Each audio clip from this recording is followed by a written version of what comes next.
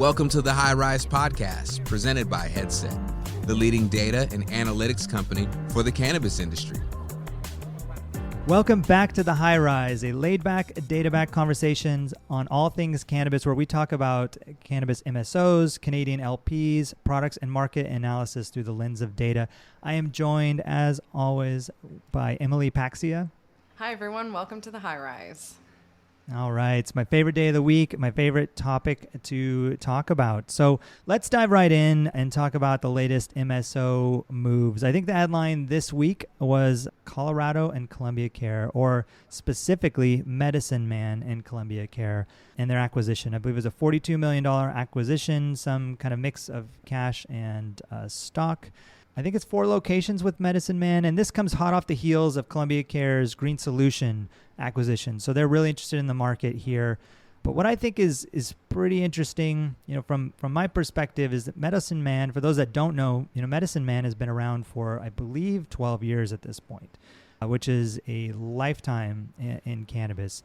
And so is this the end of the beginning, as they say, of this type of retail? And are MSOs just going to be gobbling up all these types of businesses? What do you think, Emily? Yeah, I think that as we've talked about in some of our other shows, I think, in these emerging markets, you go through these various cycles, and you have creation of companies, and you have consolidation, and then you have creation of new companies. And it's kind of like, the cycle of the wildfires out here in the forests, and they, burn away old brush, and then new things come along. But I do remember when we first got into the industry, and my first trip to Colorado in January of 2014, and the first stop absolutely was to go to Medicine Man. And I remember seeing it on the television before that, which was a really big deal back then, to see anything related to the cannabis industry being taken even semi-seriously. It was a very important thing. And of course, Andy Williams, being a pioneer that he was, and somebody who, or is, but was at that time, but still is, and someone that we've known for a long time. He's a very kind of dear colleague of ours in the industry. So it is interesting to see some of these chapters close. As you said, I think that's right. I think it's the end of the beginning, and we continue to see the consolidation of some of the first wave of players in the space. So TGS was one of them too. I remember seeing the Green Solution when I was, running around Colorado doing diligence on technology companies and trying to understand what a regulated market like that looked like, since it was so different from California. And those were really some of the first chains of dispensaries that existed, both of those companies. And so it is really interesting to see the MSOs starting to, again, I know we've talked about this a little bit last week with California, but Colorado, these more mature markets, that has been an adult use market that's been running longer than any legal adult use market really in the world, I want to say, where actual commerce has occurred around it. Oh, absolutely. Colorado opened January 1st of 2014. Yep. Where Washington State legalized at the same time, but it took them a lot longer to start the program, because in Colorado, they allowed organizations like Medicine Man to sell adult use and medical at the same time. And they literally had to have a second door. That was the adult use door that you had to walk through. You could walk through a different door into the same area, and it was like roped off, basically. But you're, in the same building. But yeah, the oldest adult use market, and some of these brands like Medicine Man are the oldest chains. Like Green Solution, I think, had 10 or so stores. I don't remember the exact count, back then, or, at some point, before their acquisition. And that was a massive number of stores. Most states didn't have anything like that. And now you've got Columbia Care, which has, 90 plus stores, coming in. So it's kind of this order of magnitude larger. And so, yeah, those days of Colorado where it was like, wow, this is wild. There's chains of cannabis dispensaries, cannabis retailers. And now kind of seeing them be acquired by the MSOs is pretty interesting. It is. Those markets, even at their age, their ripe old age, they're still growing at a rate of 25% year over year. And, you can look at Illinois or the new markets. They grow at an average rate of, I think, 136% year over year. And, so you get the benefit of that rapid growth in those new markets, but I think being able to access these multi-retail location operators in a market that's well established and is still growing at a pretty impressive rate, I think it gives you a nice diversification. So I'm very curious to see how this plays out. And we did talk a little bit about how the market sometimes penalizes the MSOs for having ownership in those older states, but I think in the long view, it's a good move for them. So kind of happy for everybody all the way around. But I'm glad you brought up, the heritage of Medicine Man, because I think it's important that we remember the origins of really what this industry in this, the industry is old.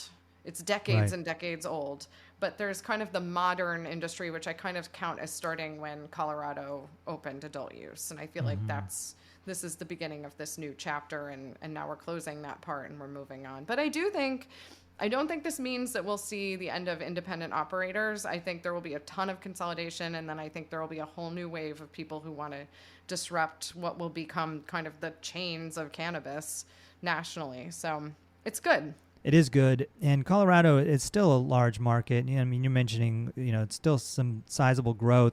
I think it did over $2 billion, last year in sales. And so even though it's a mature market, still growing, there's plenty of opportunity there. And it does have some parallels with vertical integration. Colorado was historically, pretty much all vertically integrated in the beginning. So dispensaries were producing, processing, and retailing their own products. And, that is in the wheelhouse of a lot of MSOs, as they have to do vertical integration in a lot of these limited license markets. So I can see, a lot of the overlap, but it is great. And it's great for, organizations like Medicine Man to, get to some sort of scale and have an exit, after 12 years of being in the business. And they've done a lot, from the Medicine Man retailers, and they spun out the Medicine Man tech kind of stuff and all of that. So it's just really a good success story, I think, longer term to see that kind of happening, and, looking forward to seeing more of that happening in other markets as well. So big headline for sure. Moving on to state news and just kind of what's going on, another week, another state legalizing, Connecticut. I think we talked a couple weeks ago, Connecticut was right on the cusp of legalization, but then they delayed. Today, actually, Wednesday, June 16th, the House was debating. I guess the state Senate approved a bill, got it to the House, but today the House is debating actually the original bill. And I think that means that if they approve the original bill, it's got to go back to the Senate. So the Senate will have to deal with it for a third time before it goes to the governor for signature. There's something about a social equity component that the governor was going to potentially veto what the Senate had come up with unless they did an amendment. Just state politics. I think, people that are, involved in the cannabis industry probably know more about state politics and the nuances of these different states than probably the average citizen. But interesting to see. But it does feel like it's right on the horizon. I mean, it's right there. It's an inevitability. And I think over the next couple of weeks, we'll be talking about Connecticut legalizing. Yeah, I mean, it's true to New England fashion to kind of be hemming and hawing about how to implement something like this, or even to, put it into law. And I just I picture James Spader from Pretty in Pink, wearing his pink polo shirt, debating about whether or not cannabis should be legal. That's what I picture is going on in Connecticut. And I say that with full love and affection for Connecticut. My brother and sister-in-law are from Connecticut, but it's just, I just can't help but picture this hilarious sweater over the shoulders, tied, boat definitely shoes. Docksiders, Right. Boat shoes, yeah. And but you gotta get it done before you get out to the beach, so you gotta talk through these things. So I don't know, I'm hopeful. I'm laughing because we already have seen the progress in New Jersey and Connecticut, or in New York, so it's just, come on, Connecticut, just get it done. Exactly. I mean, Connecticut was one of the 4, right? I mean, you had Pennsylvania, Connecticut, New York, New Jersey, that they all got together and said, okay, if we're going to do this, we should do this together, build a framework that is similar so we don't run into this challenge like Pennsylvania has with residents of Philadelphia driving across to New Jersey to buy alcohol because they have a different structure. So, it is strange that they're so far behind, but maybe it's all the James Spaders there in the House and the Senate that are slowing things down. Yeah, it's something like if this was a couple years ago, we would spend a whole hour on this, right? But it's almost just like a footnote in this day and age. So just good and bad, it's like, oh yeah, they're going to legalize. It'll come across and yeah, they did it, It is funny that it's taking so long. I mean, they have so many different models to look at and so many ways to do it. everyone's learning from everyone else. Everyone's learning from Colorado and Washington and California and even the new states like New York. So it should be easier. Maybe this is why I'm not in state politics. Same.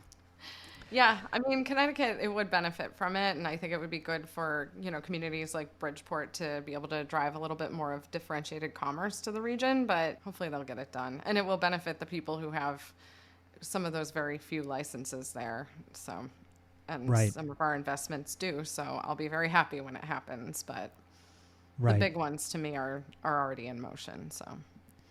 Yeah. Speaking of other states legalizing or, making some changes, maybe legalizing is the wrong term, but Texas, made some relatively modest gains, I would say, with some rules to their medical cannabis program. 2 big changes for them. One, allowing PTSD and cancer patients access to cannabis, which is crazy that they have not been able to access it with the framework. I believe they had chronic pain in that list as well, but unfortunately that got booted, so that's not an eligible condition. And the other big headline is that they upped the limit from 0.5 THC to 1% THC, and like literally 0.5 to 1.0, which is quite low. So this one, on the one hand, there's progress. On the other, is it really progress? To me, this just seems like, if you're a PTSD patient, someone suffering from PTSD, and cannabis is helpful for you, feels like you would end up in the black market. I mean, 1%, 0.5%, is that really going to change? I mean, I feel like you've just got to consume an insane amount of cannabis to get anything out of it at that ratio. So it seems like you're going to be pushed to the black market. So it doesn't really help, but it is some progress. What do you think about Texas?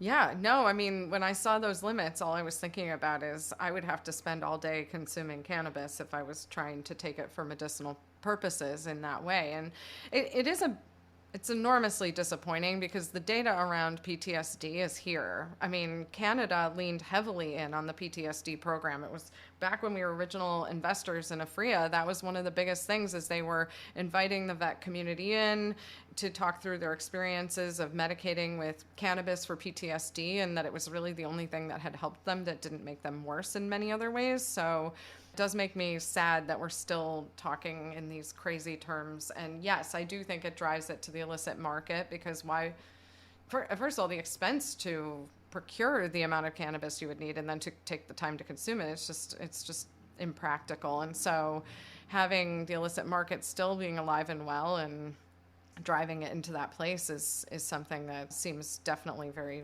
much like what is happening. And because I know that in Texas, I have colleagues in Texas, they're not struggling to access illicit market cannabis. So it's there.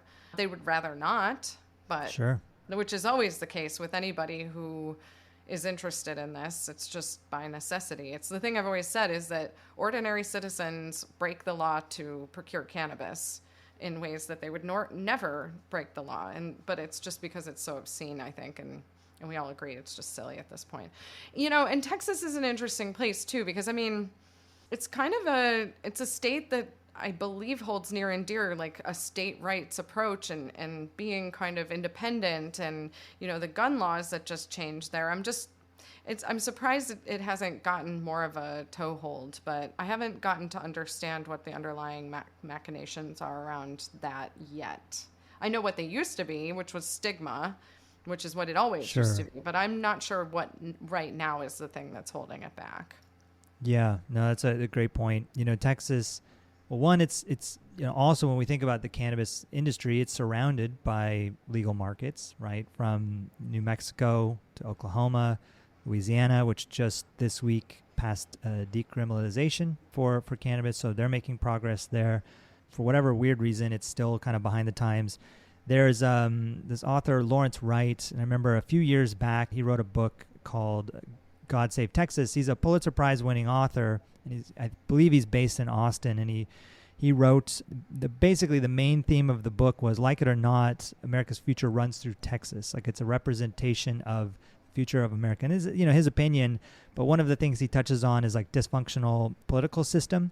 And he talks about that, essentially Texas should very much be a blue state. There's an influx of young adults, like technology professionals coming in. We have team members that have moved to Austin, for example, right? And, Austin is kind of a diamond in the rough in a way, and kind of a unique city, certainly, and always has been a unique city. But, you're seeing more of that, not just in Austin, but in places like Dallas and other major metro areas. And then there's also a large Hispanic population, which traditionally, votes blue. And they're, almost 50% of the Texas population, but they're just not voting at the same rate. So there's some differences there. And then there's like things like the moderate kind of political system, like moderate Republicans. Like, it's crazy to even think, but like, the George Bushes, were a bit more moderate than what you see today happening. And now, their current governor, Abbott, is, I think in his past life before he was governor, he said his previous job as state attorney, he said that he would go to the office in the morning and wake up and sue Barack Obama and go home, right? That's like the kind of politics that are driving Texas right now. And, in a way, the U.S. political system is kind of getting more and more dysfunctional as well, unfortunately, right? So it's kind of, maybe he's right. Maybe he's onto something.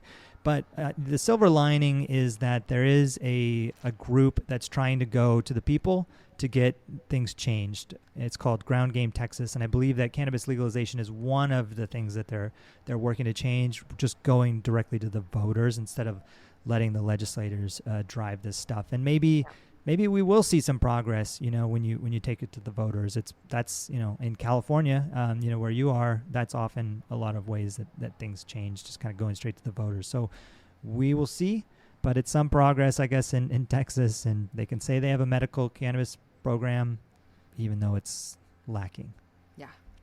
I mean, that's what we used to talk about when I was on the board of the Marijuana Policy Project. Rob used to say grassroots, grass tops, trying to get kind of the different levels and access points and mobilizing people. And I feel like he employed that strategy across the states and getting legalization done, and it was pretty effective. But I think and you make good points about the composition of Texas and the voting population. And we know quite a few people have come from the Bay Area, where they were very used to having legal cannabis, and have moved to Austin. And so can't help but think some of those changes may impact things. So Right. Yeah, if Joe Rogan's going to have anything to do with it, right, with his recent transition to Austin. Anyways, other states, California made some pretty big headlines. I believe they passed the large budget for the state, and as part of that budget, they're allocating some capital for the cannabis industry. I think over $150 million to consolidate 3 different licensing authorities into one. And I think cannabis licensing has been one of the biggest challenges in California, with things like provisional licensing, and everyone's kind of in this constant state of flux. So that's one nuance. And then they're doing a $100 million grant program to help with this licensing and this transition across, a variety of different counties. But I think the county that's going to receive probably the largest share of that will be Los Angeles. And that's interesting. Last week, I believe we talked a bit about some of the per capita spend, and Los Angeles surprisingly had some of the lowest per capita spend. And I think it, must have a lot to do with access. Whenever we see areas where, the per capita is low, consumers aren't buying as much as other markets, it's often because of access. In markets like Ontario in Canada, when they legalized, Ontario is the most populous province in Canada. I think 45% of the Canadian population lives in Ontario. They didn't have any stores open, right? So the per capita spend was low. And I think LA is kind of that same story. To me, what's compelling about this is it shows that, a market like, or a state like California is trying to support the industry and trying to support the businesses, when probably it feels like, and I'm not an operator in California, but it probably feels like, historically they haven't been, and just created a lot of headwinds, right, for the industry, whether it's, high taxation, whether it's this licensing challenges, is, a whole host of reasons. So is this a sign that, California is recognizing things and trying to fix things? Is this something we'll see, even more from California, maybe from other markets? What do you think about it? Yeah. California has been a challenging market. They say there were 54,000 businesses in this market before legalization, before the implementation of Proposition 64 into the market that we have now. So there was never going to be a way this was going to go easily or quickly. And, Lori Ajax used to say, like, they just didn't have enough people to process all of these license requests and to go and inspect and do. It's a massive state. I mean, we're the 5th largest economy in the world, period, full stop. I mean, huge state. And so it was never going to be easy. I hear the consolidation of bureaucracy into one, and that makes me feel good, because I'm thinking if it's one, then maybe it's better than 3, and then you're eliminating potential things getting lost in translation. Putting $100 million into getting more effort behind this, I think, is great. I think the operators would say it'd be cool if you cut tax revenue from the industry, cut some of the taxes down on the industry. But then when I look at those numbers and I look at how much we paid in tax revenue last year of over $1 billion as an industry into California, $100 million is not, I mean, even if they cut it by like 0.1%, that's barely, it's just not enough to make the cuts worth it for the state. So I'm happy about it substantially, and I do think it's right that they're focusing on LA. It's funny, after last week, I spent time clicking around on that map thinking about where I need to invest more, because I was like, oh, San Francisco, we're a pretty fully baked market here in terms of our per capita reach and spend. And so I was looking at LA, and I was thinking about the licensing challenges that I know have existed down there, and I think you're hitting it right on the head. It's almost like a limited license market in a way, not because it's just by the way it exists today. So I think that getting more doors open up down there will be a thing that will drive that market forward. I mean, that market is also very driven on delivery. So it's just a different kind of a market. As I always say, California has very distinct markets within this market. I'm happy to see the state leaning into it. It was something Gavin Newsom certainly ran on supporting this industry, and we have a great connection with Nicole Elliott, who's been a big supporter of the industry, and I know they're very focused on it there, but it's good to see this happening in Sacramento, and that the state's taking it seriously as an industry. Yeah, and I get you. I mean, as a percentage of the tax, revenue and so on, it's maybe relatively small, but I think it's I don't know. I don't know of other states that have done this. Maybe they're just trying to fix something that they launched broken in a way. So it's kind of like, we got to just deal with this and actually launch something that's functional, where other states maybe had something that was functional. No, I mean, I think it's $100 million. I mean, I could do a lot with $100 million.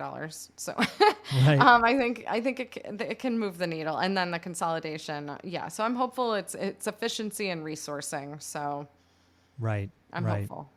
Yeah. And I'm hopeful that other states, reinvest as well in the industries and help support them and learn and all of that. I'm sitting here in Seattle, one of the original adult use markets, and it hasn't really changed a whole lot since it first launched. There's stuff like we don't have delivery here, right? And it just feels like in a world where pretty much every market has some form of a delivery, it's a limitation. Even things like home grow are prohibited, not permitted. And it just, doesn't seem to be as investing as much as a state like California to change things. And so I think on that side, California's doing a good thing here, but we'll see. We'll see if it moves the needle. But you're right, $100 million hopefully can move the needle. So, moving across borders, touching on Canada news, the Canadian LPs in particular, I think the headline this week was Cronos and Pharmacan. Cronos making an investment in Pharmacan. I believe they purchased the option to own 10% of Pharmacan, a MSO here in the U.S. This is a topic that we touch on quite frequently on this show here, with the investment from Canada into the U.S. And it seems to kind of be a few models emerging. One model that was kind of an exception, not the rule, would be Aphria and Sweetwater going right into the alcohol industry. That's one model. Another model seems to be investing in CBD, like what we saw with Canopy Growth and their Quattro beverages and a number of others that have come across the border with the CBD product, trying to build a brand that way. And Canopy also did this, where they invested in acreage with a quite complex structure to purchase acreage. And, we touched on acreage pulling out of Florida after the fact, many years after the fact.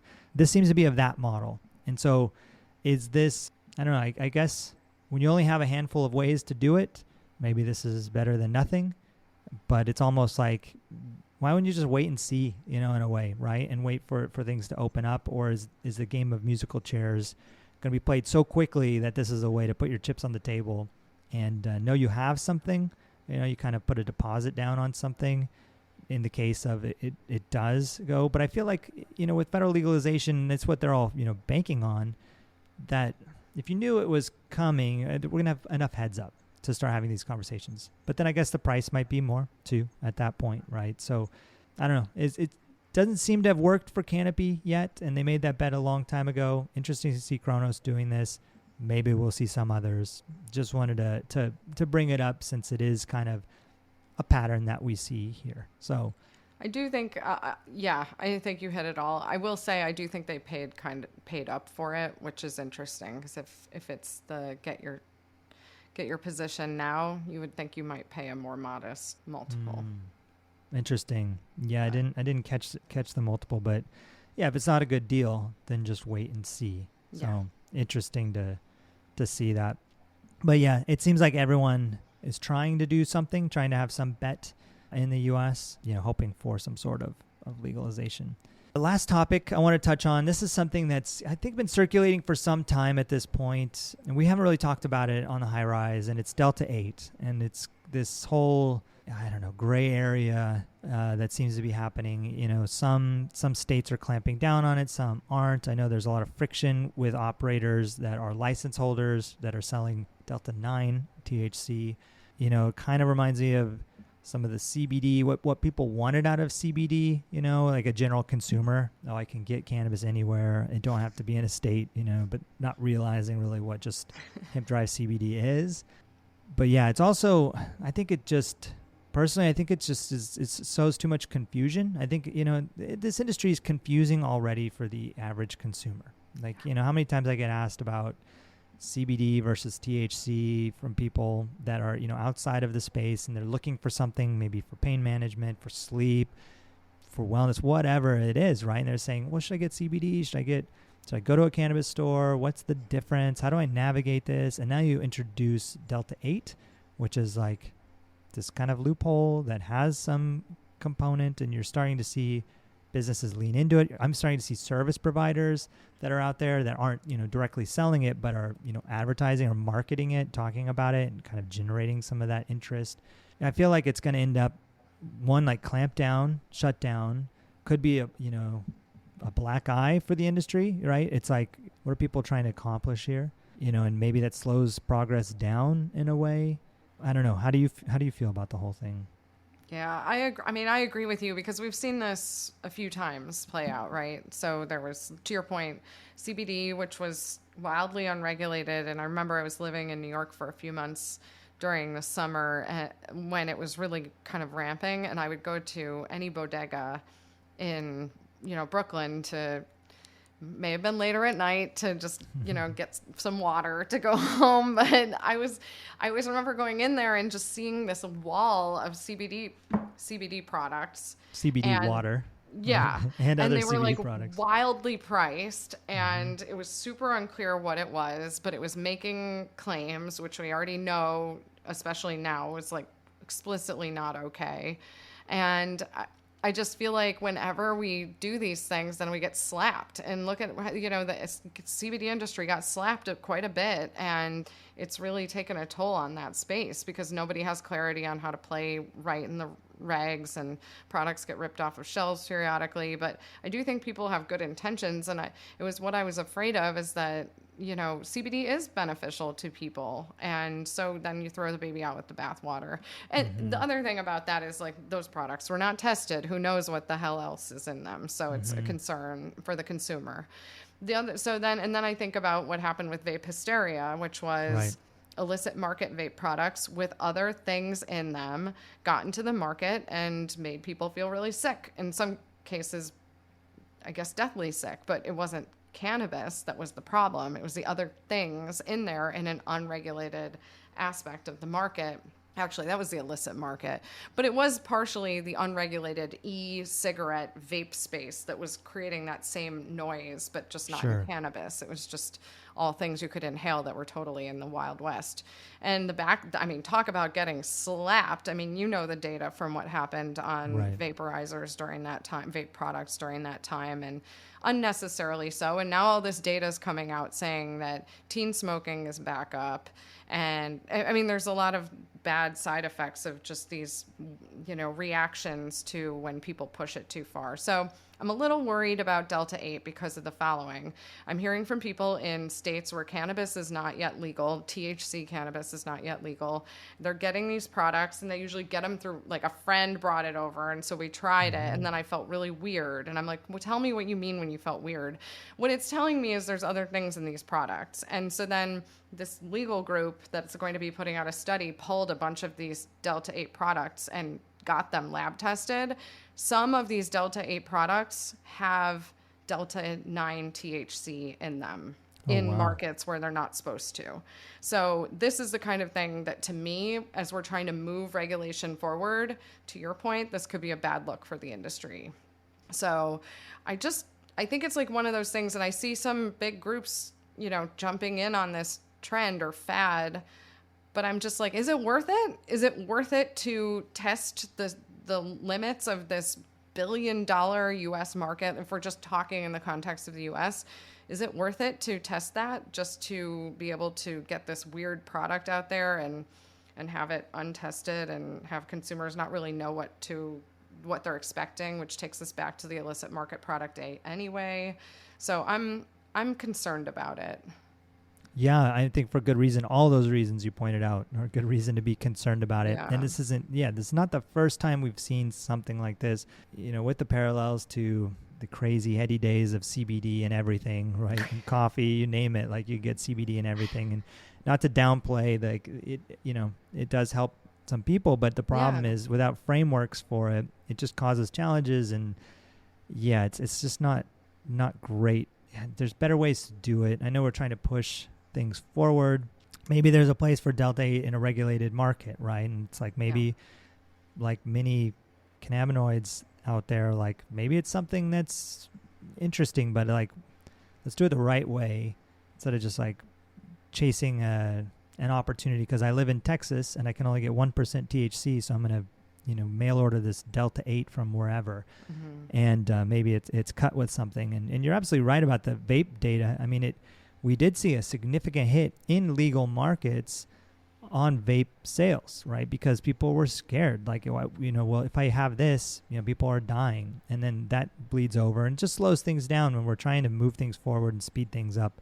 So yeah, I don't know. It's been out there. I haven't really paid a ton of close attention to like what states have it, what states have clamped down on it. But I do know some states have started to clamp down on it. Some haven't. There's all this gray area everywhere. But I can only imagine like an average consumer just, what is this?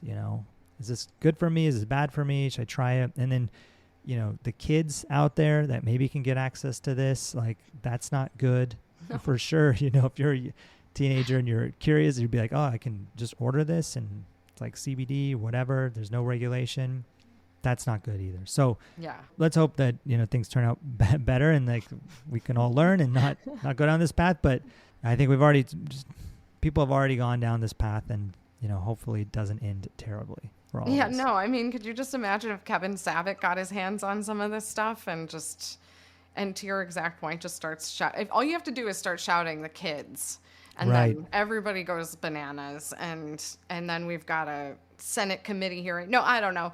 It's just something, and I know this is not a popular opinion. I know there are people who could hear me saying what I'm saying, and they're going to say, like, we totally disagree. But I'm kind of a cranky lady about having watched these things happen, and I'm like, can't we just learn?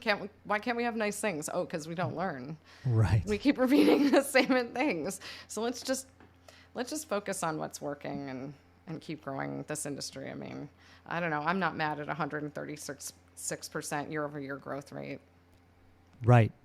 I mean, certainly there's things about the industry that could go better, go faster. But I mean, the stuff we're talking about with California investing and progress in these other states, and it's like getting there, right? And like, let's just keep pushing it the right way. And if Delta 8's interesting, let's figure out how to get it into market in a good way that doesn't force people into illicit markets. It does not cut with weird stuff or start to bleed over to illicit by including Delta-9. I don't know. It makes my head spin thinking about it. The kids. The kids. The kids. Yeah. I mean, that's, something with the legal market, like all the data showing like youth consumption's down, and that's what we want, right? We want it to be harder to access, and all that. And it's playing out the right way. And so, by building a proper framework around it, it's working. So people like Sabat can't, argue otherwise. I can't believe we said his name. It's like saying Voldemort. I feel like we just invoked him. Don't. Oh my God. Whatever. We're on to him because, like, I bet he doesn't miss a tick. So. Right. He's our biggest fan. Speaking of, I saw on Twitter he replied to an LA Times article about the California legalization, or not legalization, but this investment, and in a cranky whatever reply, and I think it was Nicole Elliott who you mentioned replied about, no, we're actually here to support businesses. We're helping to push this thing forward and all the good things, right? Like he's misreading it. So, definitely on the wrong side with some of this stuff, but you're right with the Voldemort. Gotta have a Voldemort, I guess. Yeah. Yeah, we gotta keep fighting. Right. Well, with that, I think it's a good place to close. And I'm sure, we're going to see even more news, more headlines between now and next week. Who knows, what's going to happen with Connecticut and, how that shakes out. But you never know. We could be talking about a legal market, starting up there sooner than later. And, all the other progress happening with these MSOs and Canadian LPs. So looking forward to catching up with you again next week, Emily, and continuing the conversation. Yeah, we have a very special guest next week for a birthday episode. So we do indeed. We do. Yeah. Should we disclose our guest? Yeah? Yeah. All right. I don't know. You want to go for it? Want me to go? Yeah, we have Todd Harrison coming on, who is I would say he's like very influential person in terms of the investment community around cannabis. So very excited, and it's his birthday, so we'll probably try to do something fun. That's right. Yeah. Extra special episode. Yeah. And we really, appreciate him joining on his birthday, choosing to spend his birthday with us, which of course you would, but still appreciate it. And really excited to have a conversation with him. He's very prolific on Twitter. He's really good at the memes. And so hopefully we can bring some of that into the conversation. But yeah, big advocate for the MSOs and everything they're doing. I believe he's an advisor with Forefront, and we've talked about Forefront in the past. So really excited to pick his brain around all this stuff, all these news headlines and these moves that these MSOs are making. So tune in next week for that. All right, thanks everybody. We'll see you next week. Thanks for listening to the High Rise Podcast, presented by Headset. For more information on Headset, visit headset.io.